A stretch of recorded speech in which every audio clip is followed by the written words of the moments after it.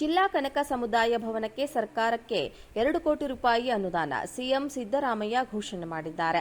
ನೀವು ನನಗೂ ಚಪ್ಪಾಳೆ ತಟ್ಟೋದು ಸಾಮಾಜಿಕ ನ್ಯಾಯದ ವಿರೋಧಿಯಾಗಿರುವ ಬಿಜೆಪಿಯವರ ಮಾತಿಗೂ ಚಪ್ಪಾಳೆ ತಟ್ಟೋದನ್ನು ನಿಲ್ಲಿಸಿ ಎಂದು ಸಿಎಂ ಸೂಚನೆಯನ್ನು ನೀಡಿದ್ದಾರೆ. ಎಲ್ಲ ಜಾತಿ ಮತ್ತು ಎಲ್ಲ ಧರ್ಮದ ಬಡವರಿಗೆ ನೆರವಾಗುವ ರೀತಿಯಲ್ಲಿ ಹಾಸ್ಟೆಲ್ ಮತ್ತು ಶಿಕ್ಷಣ ಸಂಸ್ಥೆಗಳನ್ನು ನಿರ್ಮಿಸಿ ಇದರಿಂದ ಅಂಬೇಡ್ಕರ್ ಅವರ ಸಮಾನತೆಯ ಅವಕಾಶ ಈಡೇರುತ್ತದೆ ಎಂದು ಮುಖ್ಯಮಂತ್ರಿ ಸಿದ್ದರಾಮಯ್ಯ ಅವರು ಕರೆ ನೀಡಿದ್ದಾರೆ. ಜಿಲ್ಲಾ ಕುರುಬರ ಸಂಘ ಆಯೋಜಿಸಿದ್ದ ಕಾರ್ಯಕ್ರಮದಲ್ಲಿ ಜಿಲ್ಲಾ ಕನಕ ಸಮುದಾಯ ಭವನಕ್ಕೆ ಭೂಮಿ ಪೂಜೆ ನೆರವೇರಿಸಿ ಮಾತನಾಡಿ, ಈಗಾಗಲೇ 2 ಕೋಟಿ ರೂಪಾಯಿ 50 ಲಕ್ಷ ರೂಪಾಯಿ ಬಿಡುಗಡೆಯಾಗಿದೆ. ಹಲವರು ದೇಣಿಗೆಯನ್ನ ಕೂಡ ಕೊಟ್ಟಿದ್ದಾರೆ. ಇವರೆಲ್ಲರಿಗೂ ಒಳ್ಳೆಯದಾಗಲಿ ಎಂದಿದ್ದಾರೆ. ಸಮುದಾಯ ಭವನವನ್ನ ಕಟ್ಟಿ, ಆದರೆ ಇದಕ್ಕಿಂತ ಹೆಚ್ಚಾಗಿ ಹಾಸ್ಟೆಲ್ ಮತ್ತು ಶಿಕ್ಷಣ ಸಂಸ್ಥೆ ನಿರ್ಮಿಸಿ ಜಿಲ್ಲೆಯ ಎಲ್ಲಾ ಹಿಂದುಳಿದ ಸಮುದಾಯಗಳ ಬಡ ಮಕ್ಕಳಿಗೆ ಶೈಕ್ಷಣಿಕ ನೆರವು ದೊರಕುವಂತೆ ಮಾಡಿ ಎಂದು ಕರೆ ನೀಡಿದ್ದಾರೆ.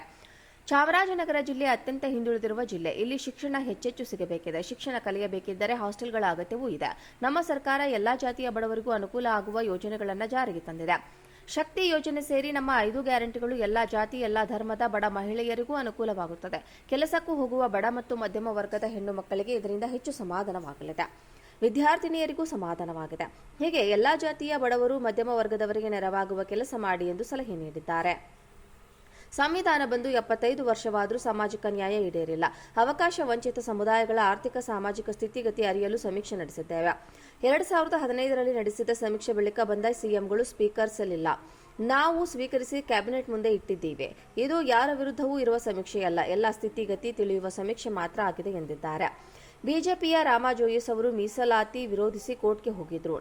ನಿಮಗೆ ಸೈದ್ಧಾಂತಿಕವಾಗಿ ಸ್ಪಷ್ಟ ತಿಳುವಳಿಕೆ ಇರಬೇಕು. ನೀವು ನನಗೂ ಚಪ್ಪಾಳೆ ತಟ್ಟೋದು ಸಾಮಾಜಿಕ ನ್ಯಾಯದ ವಿರೋಧಿಯಾಗಿರುವ ಬಿಜೆಪಿಯವರ ಮಾತಿಗೂ ಚಪ್ಪಾಳೆ ತಟ್ಟೋದನ್ನು ನಿಲ್ಲಿಸಿ. ನಮ್ಮ ಪರವಾಗಿ ಇರುವವರು ಯಾರು ಎಂದು ತಿಳಿದು ಆಶೀರ್ವಾದ ಮಾಡಿ ಎಂದಿದ್ದಾರೆ.